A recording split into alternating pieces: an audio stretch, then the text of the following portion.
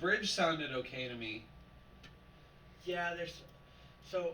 How can I be the last one after all these centuries? Yeah, like... The last one after all these centuries. What can I do? Throwing myself at an... Good. Cool. Losing what's left of Good, okay. A lot of that stuff. my old allegiance. Almost. Yeah. Nope. My allegiance. And then eventually we went to Alex's house. I recorded the harmonies for Alone, which hadn't been professionally recorded up to that point, and then the reading of I Watch and Long Have Watched in order to officially put an end on the recording for the album.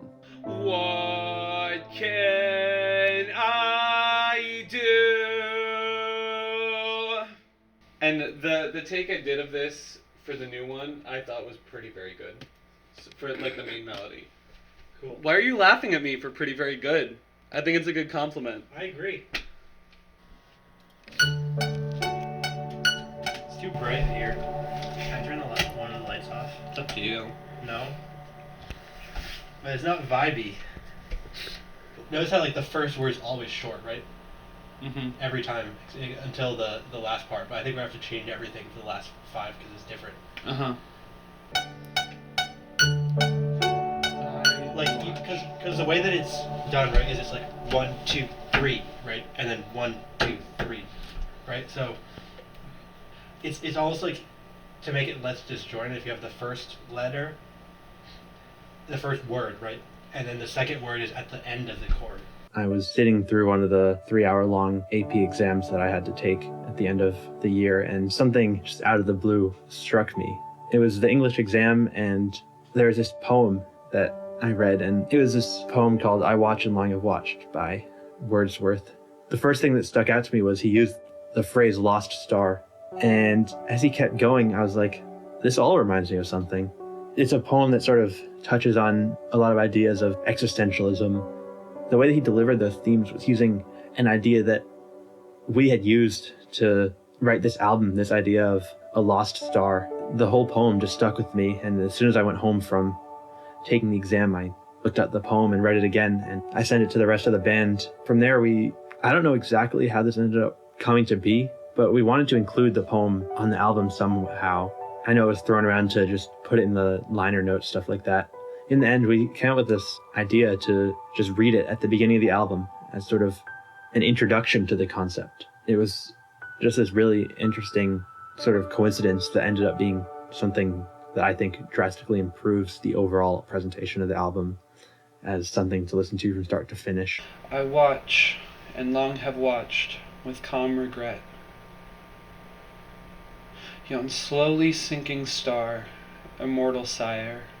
I said stinking. And our state. In this, how different, lost star, from thine. That no tomorrow shall our beams restore. I decided to find the best mastering engineer that I could that was also local, because it was very important to me to be able to work closely with them on the process. So I found a few different mastering engineers around here. I started diving into their body of work and diving into their philosophy until I found Peerless Mastering, which is just one of those companies that does everything perfectly every time. I knew that they were right for this album. The job he did was essentially out of this world. I don't know if anyone could have done a better job on it. We got to go visit the studio at the end of his process of mastering and listen through to the album on the amazing speakers there. It was just a really, really good experience to just hear those songs played after they'd been turned into these perfect pieces of music. In December of '94. The first incarnation of Peerless it wasn't even called Peerless when it started, but I mastered a record and it was in a bedroom. Oh. And then I rented I rented an apartment, and I had a 2-bedroom apartment. One bedroom became the mastering room, and then I rented an office space and had it minimally acoustically done, and that was the third Peerless. And then we finally rented this space and built the B room, and that was the fourth room I worked in. I did about 500 records in the B room, and it took that long for the A room to get built. I watch, and long have watched, with calm regret, young slowly sinking star, immortal sire.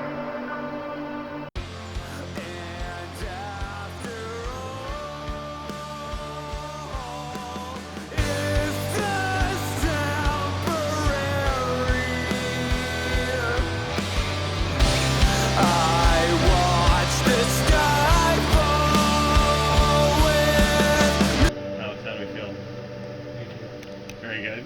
Should I know what would I notice as a difference in the 5 seconds you have? Wait for like the part that you did. No, like listening. One of the main things, like the impact of like the snare drum and stuff like that, is different. Would the piano have been any different in the last song or no? Probably not. I'm just What do you like, mean by that? it sounded like I could just hear more of it, but that's also like speakers is a large difference.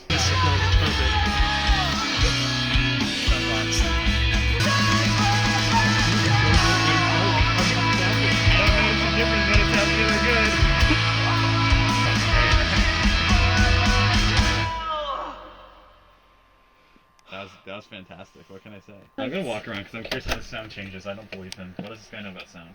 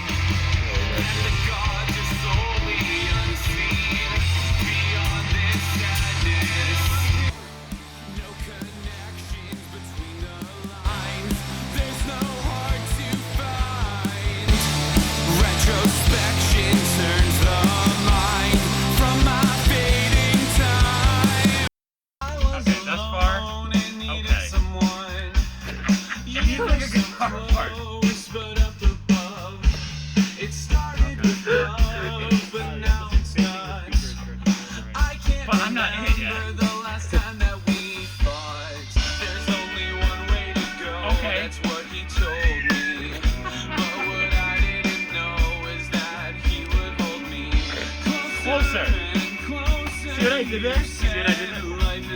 With my thoughts again.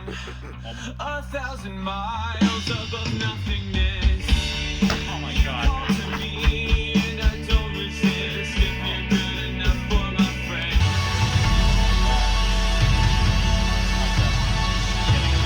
I don't even have anything to say. He made me look a lot better than I actually am, which is great because I only look decent. It's awesome. Oh, yeah. Actually, you know what it sounds like? It sounds like it's mastered. It is. Whoa, can you believe? That's a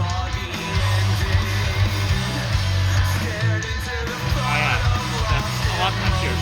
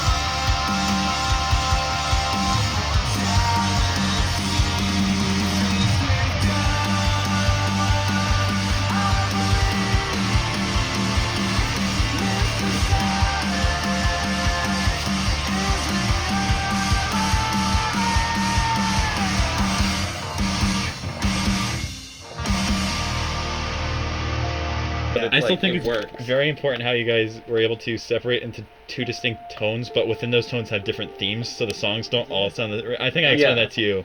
I'm annoyed with albums that have the exact same, snare sound, guitar sound, drum sound. Yeah. No, but like it's very clearly separated into two separate things Yeah. while having different moods explored within those different sounds. Making Look it at me, easier I'm for an your artist.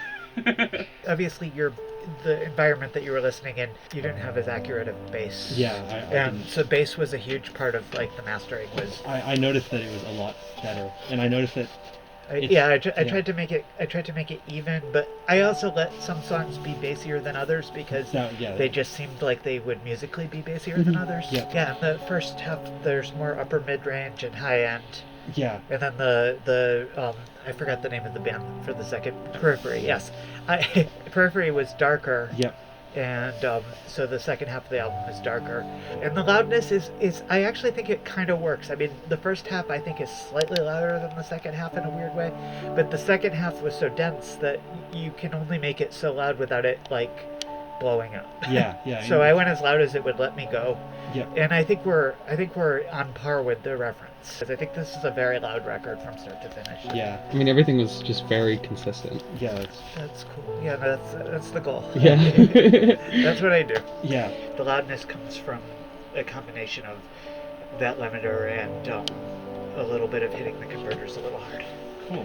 Yeah. Which, I like a visual representation. I trust my ears the most. Like, for example, volume between songs is mostly done by ear, because the meters will tell you one thing, but your ears will tell you another. Yeah. Second half of the album, I did that first, because the more dense material is actually harder to work on, and if I was going for cohesiveness, which I decided it kind of worked out, but like, I mean, I just thought I'd go with the more dense first because that would be the harder stuff to get louder. Jeff Lipton and Maria Rice both did an amazing job. They kind of viewed it as two separate albums because, the first half was a lot lighter in terms of the instrumentals, and then the second half, it's a lot denser and metal and heavier. It was just a really great experience to work with them because they were very receptive to anything that we wanted when we went in, to listen through the whole album, and it was just mind-blowing. I think that was kind of like the culmination in a way for this album process when, the three of us could sit in that room and listen to all the work that we've put in and just kind of relish in it. Hearing that final product was great.